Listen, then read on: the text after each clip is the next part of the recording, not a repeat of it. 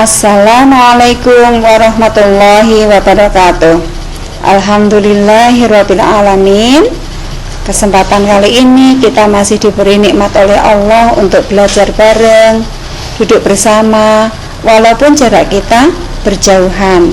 Kita di rumah, Bu Guru di sekolah. Ya, anak-anakku yang berbahagia, untuk kelas 5, materi yang akan kita pelajari tentang fikih adalah tanda-tanda balik.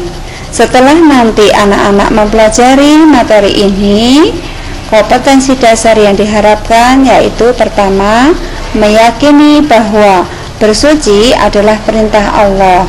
Yang kedua, membiasakan perilaku bersuci sebagai implementasi dari pemahaman terhadap perintah bersuci dari haid. Yang ketiga, memahami mandi wajib setelah haid. Keempat, mensimulasikan mandi wajib setelah haid. Nah, marilah kita awali belajar dengan membaca basmalah bersama-sama. Bismillahirrahmanirrahim. Ya, sebelum Bu Wasfi menerangkan tentang pengertian haid, saya jelaskan dulu sebetulnya tanda-tanda balik itu apa saja ya. Ya, tanda balik itu ada 3. Alamatul bulughi salasun. Tanda-tanda balik ada 3. Yang pertama adalah anak laki-laki atau perempuan yang sudah berusia 15 tahun walaupun belum pernah mimpi basah ataupun haid.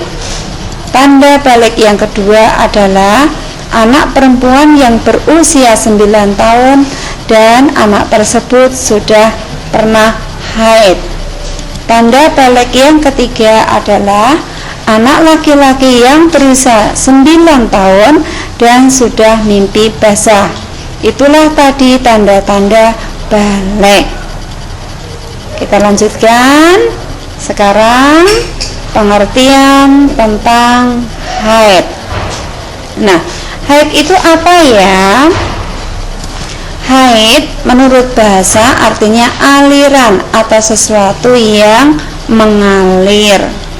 Kalau menurut istilah yaitu darah yang keluar dari rahim perempuan pada waktu tertentu.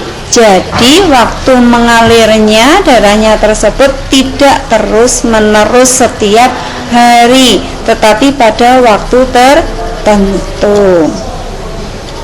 Kemudian dalil tentang haid ini dapat kita temui dalam Al-Quran surat Al-Baqarah ayat 222.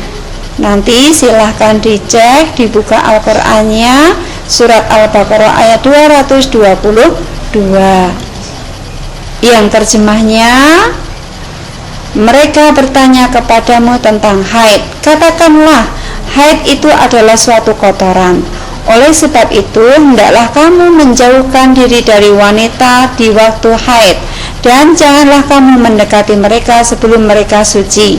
Apabila mereka telah suci, maka campurilah mereka itu di tempat yang diperintahkan Allah kepadamu. Sesungguhnya Allah menyukai orang-orang yang bertaubat dan menyukai orang-orang yang mensucikan diri. Jadi darah haid adalah darah kotoran. Nah, karena kotoran, maka kalau tidak dibuang bisa berpengaruh terhadap tubuh kita. Maka Allah membuang kotoran-kotoran yang ada di tubuh kita, perempuan tadi, yaitu karena apa? Sel-sel telur yang tidak dibuahi maka dia akan berguguran. Ibarat buah kalau rontok, otomatis lama-lama akan busuk, maka keluarlah menjadi darah haid. Nah, sekarang ciri-ciri darah haid. Apa saja ya ciri-cirinya? Nah, pertama adalah berwarna merah kehitaman. Yang kedua, kental. Yang ketiga, keluar dalam jangka tertentu. Yang keempat, bersifat panas. Kelima, mengalir. Dan terakhir, memiliki bau yang tidak sedap. Berarti kalau darah tadi warnanya tidak merah kehitaman, itu bisa jadi darah itu bukan darah haid, tetapi darah penyakit atau biasa disebut dengan istihadah.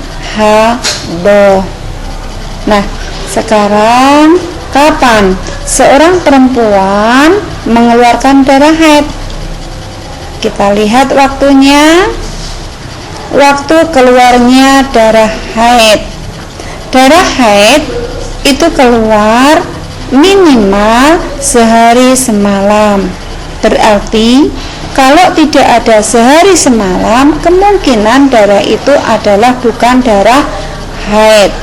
Yang kedua, maksimal keluarnya paling banyak adalah 15 hari 15 malam. Jadi kalau sudah 15 hari kok masih keluar darah, itu bukan darah haid. Kemungkinan itu adalah darah penyakit. Maka harus segera diperiksakan ke dokter. Yang ketiga, umumnya keluarnya 6 hari atau 7 hari. Nah, sekarang materinya sudah kita pelajari bersama-sama, tinggal nanti anak-anak tugas di rumah. Tugasnya adalah silahkan nanti dibaca, dicermati, dan kerjakan LKS yang ada di halaman 5 sampai dengan halaman 9. Nah, untuk motivasi diri, barang siapa bersungguh-sungguh maka ia akan mendapatkan kesuksesan. Nah, maka agar kita sukses, jangan lupa kita harus bersungguh-sungguh dalam belajar. Itu saja yang dapat Bu Wasfiyah sampaikan untuk materi hari ini. Jangan lupa tugas di rumahnya dikerjakan. Setelah nanti kalian mengerjakan tugas, silahkan mengisi list yang Bu Wasfi bagikan. Dari Bu Wasfi cukup sekian dulu.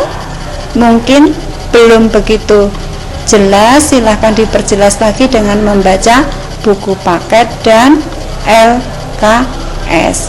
Assalamualaikum warahmatullahi wabarakatuh.